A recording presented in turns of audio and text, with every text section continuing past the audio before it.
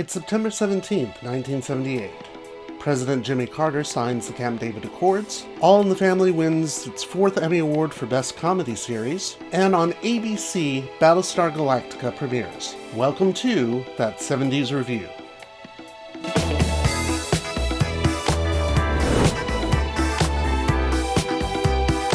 Hello fellow time travelers, and welcome to That 70s Review, where we look at shows that we loved as kids and which you're coming to love as adults to see if they hold up. And this time we're looking at Battlestar Galactica. Oh, don't tease me. How I wish we were looking at that version of Battlestar Galactica, but no, since it is That 70s Review, we're looking instead at the show that inspired that one. If you were a kid in 1978, as indeed some of us were, then all you heard about for months was Battlestar Galactica. It was being called the next Star Wars, or by some, a complete ripoff of Star Wars, but there was so much hype about it that even adults were excited about it. So much so that Alan Alda, who was hosting the 30th Emmy Awards on CBS that night, quipped that everybody in the audience probably wished they were at home right now watching Battlestar Galactica. And some of them did, and some of us were. Problem is, some of us had a 9 p.m. bedtime, and with President Carter coming on and interrupting for 30 minutes about those damn Camp David Accords, some of us didn't get to see the end of it for years and years. Oh, sorry, I forgot you were there. That comparison to Star Wars wasn't exactly fair, but it wasn't necessarily inaccurate either. A sprawling space epic plot? Check. 2 hot leading men that are buddies, one straight-laced and one freewheeling? Check. State-of-the-art special effects? Oh, definitely check. At least one robot sidekick? Sadly, yes. Glen A. Larson, who had created Quincy, and would go on to create such shows as Magnum P.I. and Buck Rogers and B.J. and the Bear, had been shopping around the idea of a space epic ever since back when Star Trek was on the air. And with the success of Star Wars, ABC was a lot more amenable to the idea. But despite Larson specifically checking with George Lucas to make sure that nothing was ripped off from Star Wars, and then getting sued anyway over the similarities that there were, Battlestar Galactica was very much its own thing, and like some of us, very much a child of the 70s. Aww. The basic plot starts with the 12 colonies, settled by humans just like us, but with more advanced technology, with planets with names like Caprica, Tauron, Gemini. You kind of see where things are going, right? They've been at war with a robotic race called the Cylons for about 1,000 years. After the Cylons sue for peace, they then conduct a sneak attack on the 12 colonies, destroying most of them and destroying all of the battle fleet except for one single battlestar, the Galactica. Galactica's commander, Adama, gathers up the survivors into a ragtag fleet to search for safety on the lost 13th colony of humankind, a planet called Earth. Sound familiar? ABC threw a lot of money at this project. They spent more on it than any other project up to that date. About $8 million, in fact, which in 2021 dollars would be right around $32 million. That's a lot for a TV show. Naturally, they wanted to capitalize on this investment, so they released the pilot as a feature-length movie abroad over the summer, and in September, it finally aired on ABC. ABC was so excited about the high ratings that it got. Even though the show was only meant to be a series of 3 two-hour movies, they asked Glen Larson to convert it into a weekly series at the last moment, which is when things went horribly wrong. The overall result is a series that starts off strong, dips in quality and ratings severely and quickly, before righting itself towards the very end, but not enough to save itself from cancellation. To this day, the original series has its fans, some who appreciate it even more than the reboot that Ronald D. Moore did in 2003. But does it hold up? And the answer is kinda? The show does a lot of good things that make it still worth watching, but when it missteps, oh boy, howdy does it misstep.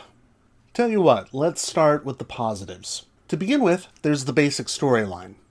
Larson drew on his own upbringing in the Church of Latter-day Saints and its theories about the tribes of Israel spreading to the four corners of the globe. And he imagined humanity doing the exact same thing, but in space! It's all there in the opening narration, just before that amazing music comes crashing in. One of the best opening narrations of a show ever, right up there with Star Trek and The Incredible Hulk. Well, just take a look. There are those who believe that life here began out there, far across the universe, with tribes of humans who may have been the forefathers of the Egyptians, or the Toltecs, or the Mayans. Some believe that there may yet be brothers of man who even now fight to survive somewhere beyond the heavens. Oh, what an awesome intro. Even now that sends chills down my spine. It is easily one of the most iconic opening narrations, so long as you ignore the unfortunate implications. Erich von Däniken popularized in his book Chariots of the Gods the idea that ancient astronauts had visited Earth in the past and had helped the native peoples create things like the pyramids and stuff like that, because, as we all know, no one of color could possibly have achieved all of that without the help of presumably white aliens. Yeah. Ignoring that, though, and believe me, I know that that's a big ask, this premise still has a great deal of potential. There's so much that's epic and engaging about the premise of a group of survivors of a Holocaust trying to find safety on a new home planet while being chased by a group of aliens that want to kill them simply to watch them die. And under the right circumstances, a premise like that could fuel a series for years, as indeed it eventually did. Then there are the special effects, which are far and above anything seen on television at that time, and they still hold up pretty tolerably today. In fact, part of that ill-conceived George Lucas lawsuit was because he believed that some of his ex-ILM employees had taken some equipment with them in order to help film Battlestar Galactica. It's understandable given how good this show actually looks. The ships are really impressive, the battles are extremely engaging, and the first time you see them, you'll be blown away. You see what I did there. Granted, the 14th or 15th time you see that same battle footage, we're sticking to the positives right now, we'll get there. The costumes are worth mentioning, specifically because all of the thought that went into designing uniforms and especially flight helmets that would be worn by a people whose cousins back on Earth influenced the Egyptians. And believe me, you have never met a 9-year-old so excited as when he got a Halloween mask that was shaped like one of those colonial flight helmets. I wonder who that was. And yeah, I know, it's more Chariots of the Gods crap, but those costumes look pretty damn good, even with all of the 70s hair. Then there are the Cylon costumes, and while those are pretty easy to make fun of with that damn ping-pong eye going back and forth, they are still incredibly impressive. Mind you, they were reportedly an incredible bitch to wear, and even more of one to film, but they were visually impressive enough that they were brought back, albeit in a streamlined form and in CGI, for the 2003 reboot. Best of all, Larson pulls together an incredibly impressive cast, led by Lorne Greene of Bonanza fame, to play Commander Adama, giving that role a gravitas that it couldn't possibly have had with anybody else. Scenes that might otherwise seem silly, such as Adama meeting with the Council of 12 all sitting around in their bathrobes for some reason, are immediately given a lot more weight because of Lorne Greene being part of it. And the scene in which Adama visits his home only to find it destroyed in the Cylon attack, and his wife presumably also killed in that attack, has a weight to it that very few of the other scenes in the pilot actually have. The villainous Baltar, who apparently betrays humanity to the Cylons just for the lulz, is played by Star Trek's John Colicos in a performance so over the top that when he was planned to be killed at the end of the pilot, they rewrote it so that he could be a continuing character in the series, even though his continued existence didn't make any damn sense. And no less than the Avengers' Patrick Macnee, whose voice you heard in that impressive, though slightly racist intro, plays both the Cylon Imperious leader and later another villainous character named Count Ibley. Some of the supporting cast are every bit as impressive. We have, very strikingly, not just one but two actors of color, with Terry Carter as Commander Ty and Herbert Jefferson Jr. as Lieutenant Boomer. We also have future Dr. Quinn star Jane Seymour as Serena, and we get Lorette Sprang doing an impressive turn as Cassiopeia, a prostitute and then later nurse who becomes a love interest for Starbuck. Apparently you can have prostitutes as characters in a one-off movie, but not in an ongoing series, especially when it airs on Sunday nights. There's even a blink and you'll miss it performance by future singing sensation Rick Springfield as Adama's ill-fated son Zach. Spoiler alert, he dies. Very quickly. Our two heroic leads are Adama's son Captain Apollo, played by Richard Hatch, not that Richard Hatch, and Lieutenant Starbuck, played by Dirk Benedict. And speaking of Dirk Benedict, this is probably a good place to pivot to the not-so-good things about the show, especially if we're talking about whether it still holds up or not. Mind you, this is nothing against Dirk Benedict as an actor. He plays the part that he was given with it so much gusto that he ends up being the breakout character of the show, much to the chagrin of Richard Hatch, who was ostensibly the star of the show. And given the tastes of the time, it's not hard to see why. He's a fun character, a hard-drinking, hard-smoking, hard-card-playing ladies' man, and I'm sure that 90% of the boys in the audience wanted to be him, while the other 10% wanted to be with him. These days, of course, it's a little harder to separate the actor from the character, since the actor does share some of those traits, and some of those traits are not quite as attractive as they were 40 years ago. There are also his comments about Katie Sackhoff playing a female version of his character in the 2003 reboot. Luckily, they seem to have buried the hatchet over that. As you can see from this shot of two Starbucks having Starbucks at Starbucks. Yeah. Our first scene with these leads is not all that impressive. It's staged in the barracks of the Galactica, and we haven't had any establishing shots to let us know exactly where we are. In fact, we just have two guys talking through a pair of bunk beds. And by the time we get to the scenes in which Starbuck is trying to juggle his girlfriend, Adama's other child, Athena, and Cassiopeia, it starts feeling just a little bit skeevy. And that's in addition to the mood whiplash of doing these broad comedy bits in a story in which an entire civilization's been destroyed in a cataclysm. Yeah. The character ends up being popular enough, though, that he's one of the few who returns for Galactica 1980, albeit in the very last episode, which, by the way, is the only episode of that show worth watching. And yeah, please don't ask me about that right now. Luckily, this show is that 70s review and not that 80s review yet. Some of the other not-so-good to bad features of the show are baked in right from the start, whereas others come from that ridiculously last-minute decision on ABC's part to make this into a series. One of the baked-in features in this series that is necessary for just about every sci-fi series in this era is what I like to call those damn 70s robots. Battlestar Galactica may not have been so straightforward a rip-off of Star Wars as Lucas and 20th Century Fox claimed it was, but if having another robotic sidekick inspired by these two isn't a rip-off, I really don't know what is.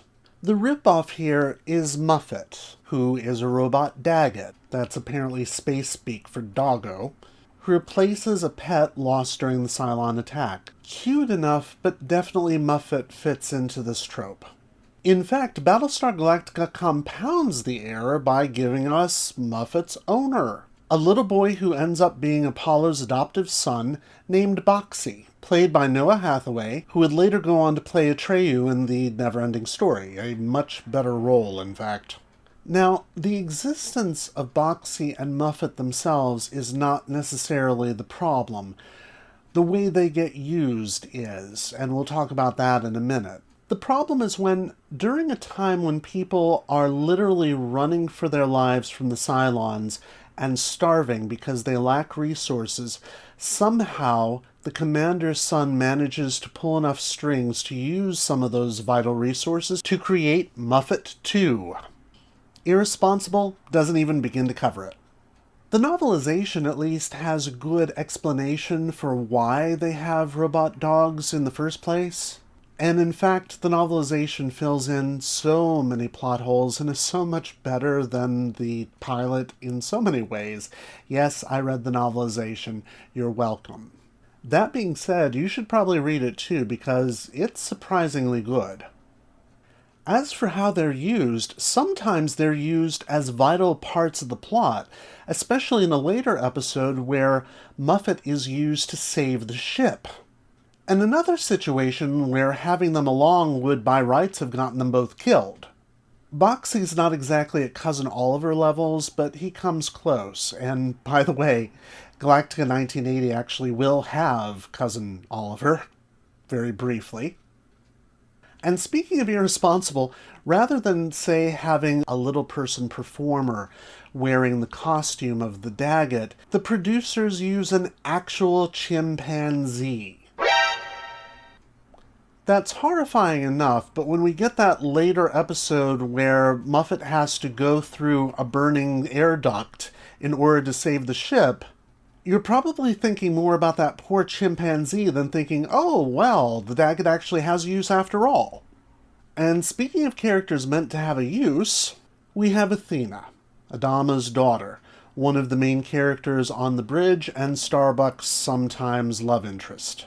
Now, on the page, and I mean the literal page, the character of Athena is still part of that love triangle, specifically there so that readers can root for Starbuck as he juggles two hot chicks at one time.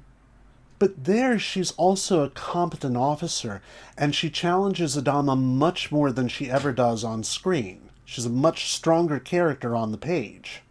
On screen, not so much. Maren Jensen is very easy on the eyes, which I suspect is part of the reason why she was hired. And in the scene where she's crying over her brother Zach's being killed, it's really quite affecting.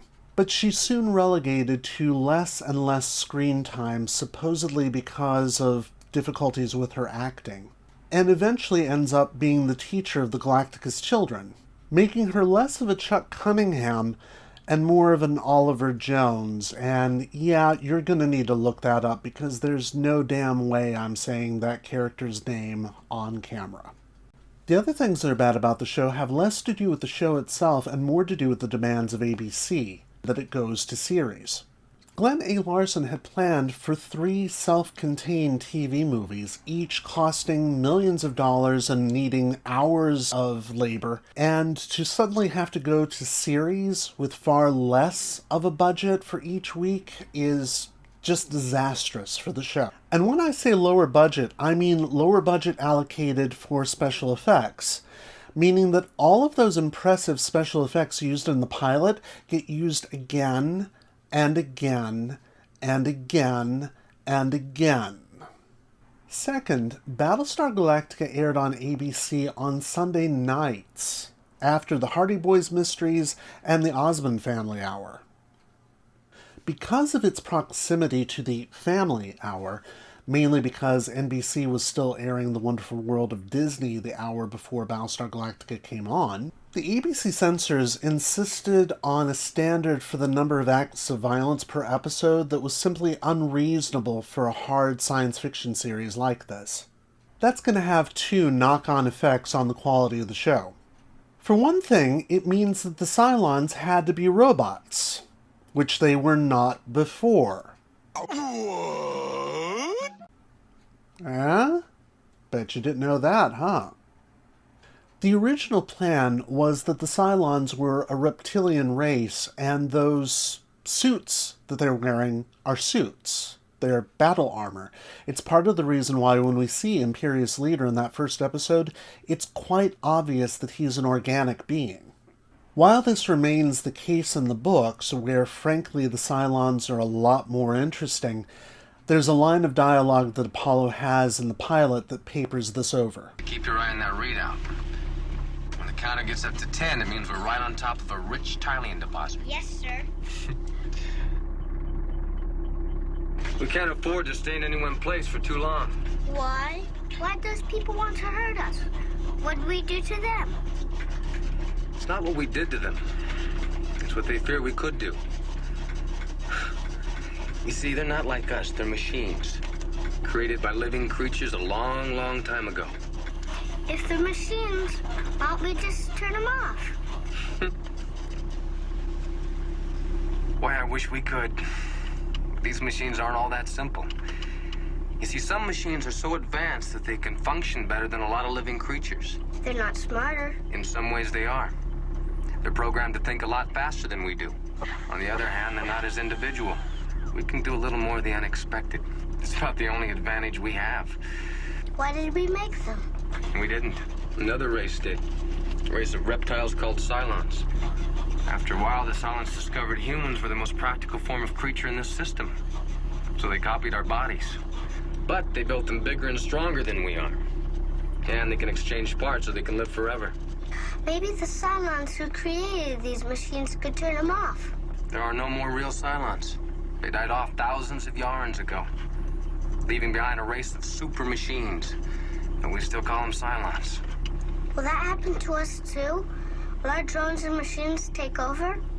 We are very careful not to make our drones quite that intelligent or independent.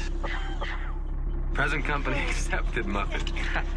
As a matter of fact, I think we better have this drone checked. He's been listening awfully closely. The entire point of doing this is so that the Colonials could blow up as many Cylons as they want because they weren't alive to begin with.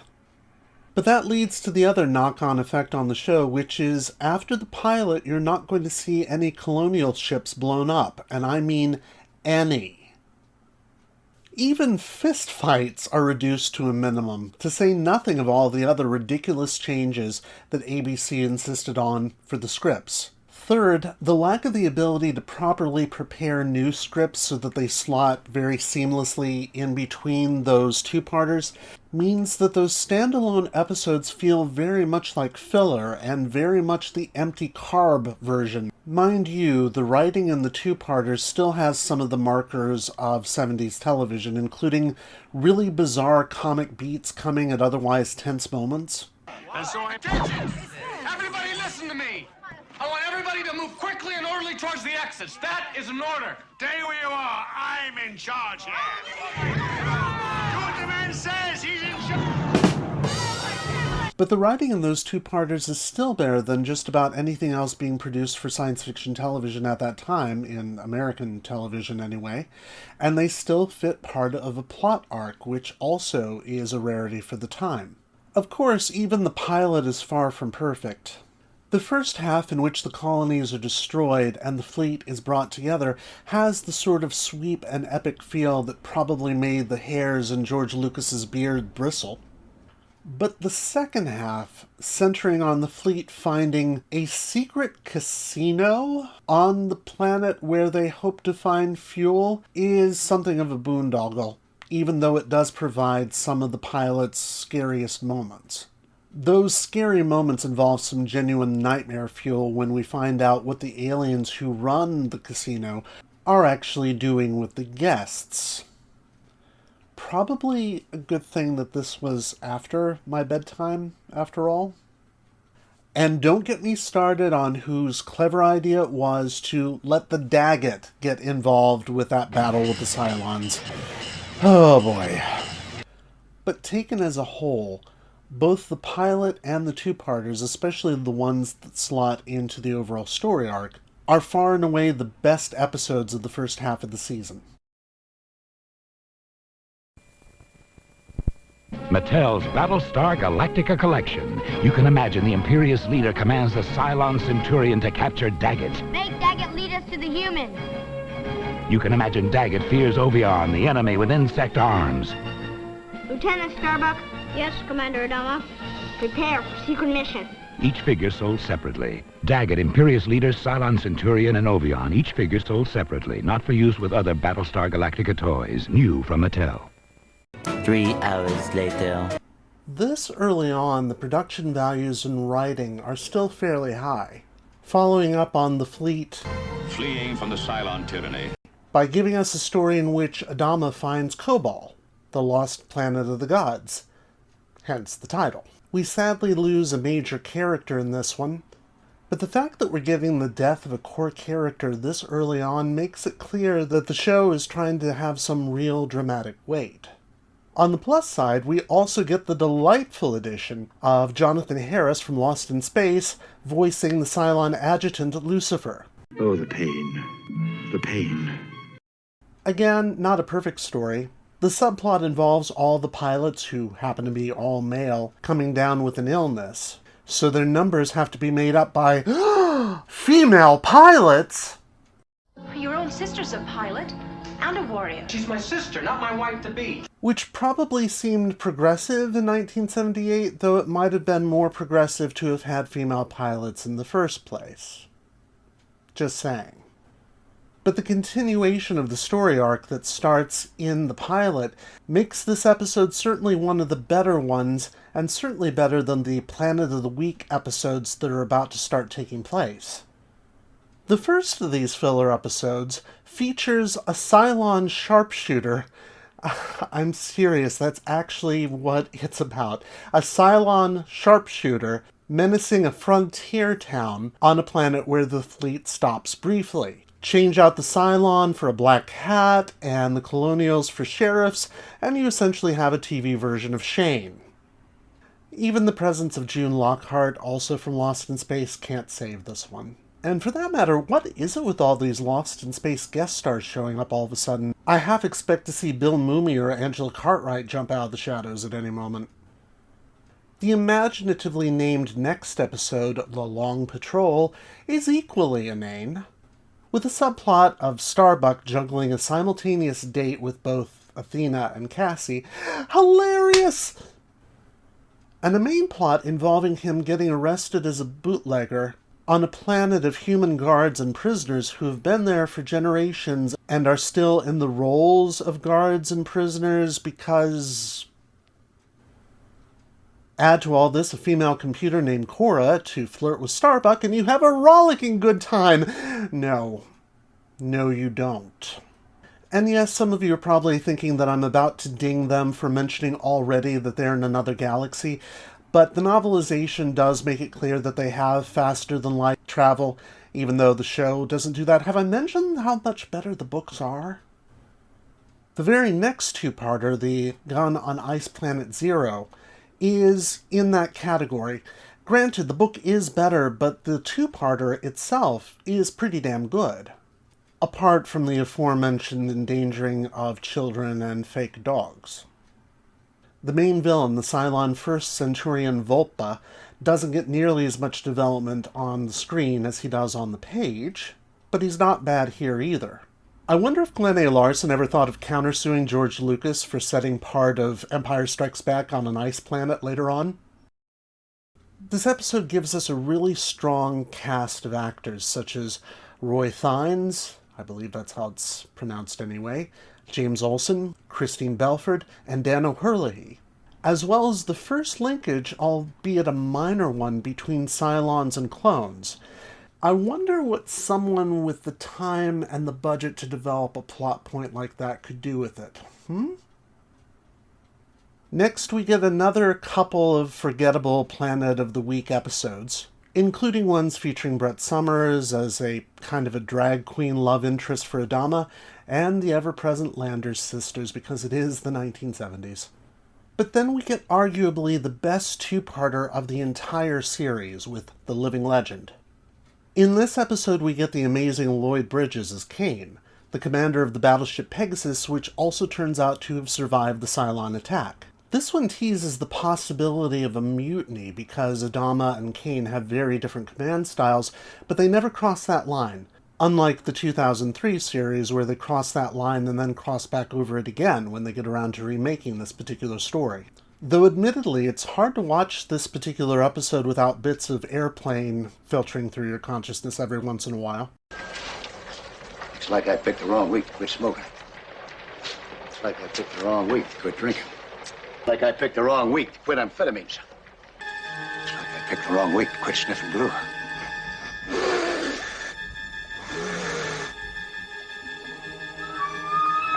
The only real downside to this episode is that we get a new love interest for Apollo in the form of Sheba, played by Anne Lockhart, who happens to be June Lockhart's daughter. See, I knew Lost in Space was going to come back in here somehow. She's not the strongest addition at first, but she does eventually grow into the part. And it's good to see a female character who's undeniably a warrior from the very start. What is it with all these Battlestar commanders having their kids in important command positions, though? That never happens in real life. I said that never happens in real life. The next episode, Fire in Space, isn't exactly a filler episode because it does feature Cylons, but boy does it feel like one. Remember how I told you they put that poor chimp in his Dagget suit down a burning tunnel? This is the episode they do it in. But as one of the 2 reviews on IMDb of this episode puts it, you could easily skip this episode and it wouldn't make any difference. Unless you want to see Athena again, which is one of her few appearances at this point in the series, but otherwise I concur. The next 2-parter, War of the Gods, is where the show both finds its feet again and takes a turn that is a bit odd. It literally features some angels and the devil. No, really. Patrick Macnee plays a character named Count Iblis, and just FYI, Iblis is one of the names for the devil in Islamic culture, so yeah. Iblis is rescued from his crashed ship by Galactica, tells them he needs refuge from his enemies who are not Cylons, and whom he describes as a powerful civilization that has had both great rises and great falls.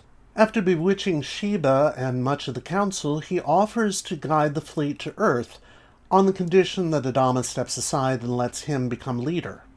After he proves himself to the council by performing certain miracles, they're more than willing to let him take over, despite Adama's objections. One of the miracles he performs, however, involves force-growing the plants on their agricultural ship to large size, which leads to one of the show's stupidest lines ever. There has to be some logical explanation. I can give you one. Something inordinate has happened here.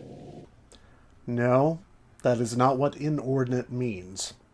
We soon discover that he is not what he appears to be. I don't recall having seen this one as a kid, but I probably would have found it a very odd episode back then. However, seeing what the 2003 series does with religion, now I can say, oh, that's where they got all that. And who? Or what? Are you?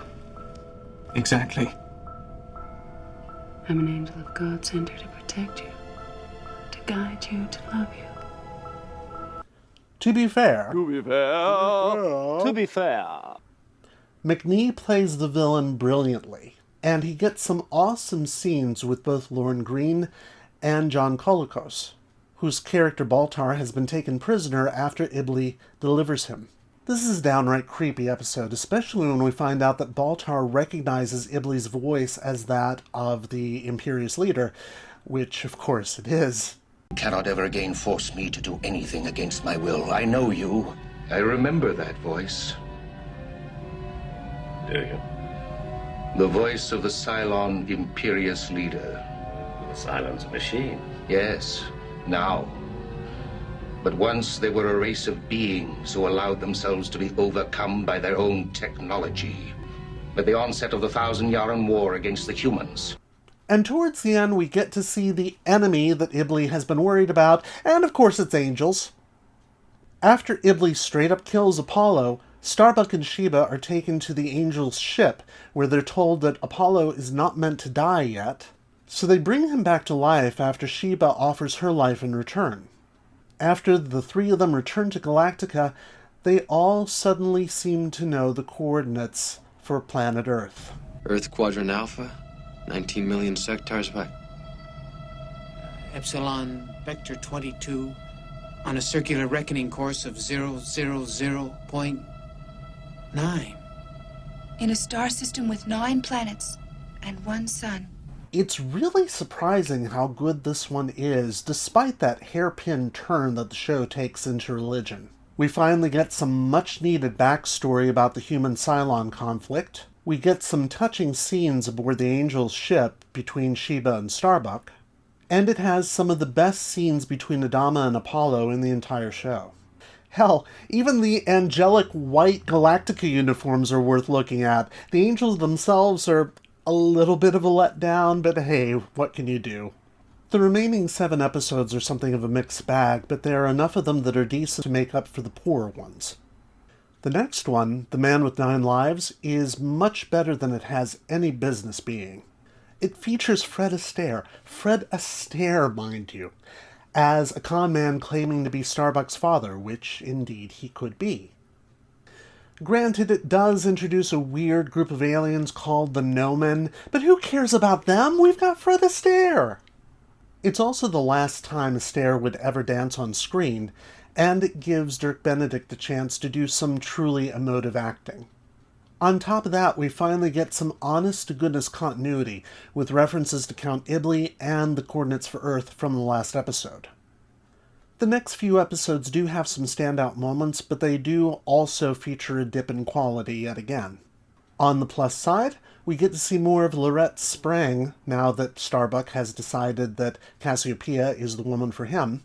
And in fact, according to a leaked memo of Glen Larson's, there were plans to make her the main ship's doctor if there had been a second season, which of course there wasn't. We also find out a little bit more about how the attack on the 12 colonies got pulled off in the first place, and we even get Ray Bolger at one point. Unfortunately, we also get the story in which Bolger appears, Greetings from Earth, which is not set on Earth. We also get Experiment in Terra. Oh, I just got that. Which is a massive bait and switch in which Galactica discovers a planet called Terra, which is not Earth. Instead, it's a planet with a bunch of jackbooted fascists called the Eastern Alliance, who look a lot like Spaceballs, to be honest. We also get such thrilling stuff as a murder mystery story. Could Starbuck be the murderer? And a mutiny aboard a ship in the fleet, which isn't nearly as interesting as it sounds. Before it's all over, though, we do get a frustrating and tantalizing view of just how close they are to Earth. And then it's over, which is frustrating, until we get Galactica in 1980, and then we're frustrated for completely different reasons. But that's a story for another time. So how does this one-season wonder rate? I want to be entirely fair here, so I'm going to split my normal scoring. For concept, I'm giving it 4 out of 5 Colonial Vipers, and for execution, I'm giving it 3.5 out of 5 Colonial Vipers. Battlestar Galactica has its problems, sure. It's very much a product of its time, so its ideas about sex and gender are woefully outdated, and its lessons on childcare are seriously not to be trusted. It's also all too easy to get distracted by all of the kitsch and by the campiness of it all, but believe me, there are other sci-fi series from this era that have a lot more of that. That's right, Captain Rogers, we're coming for you next.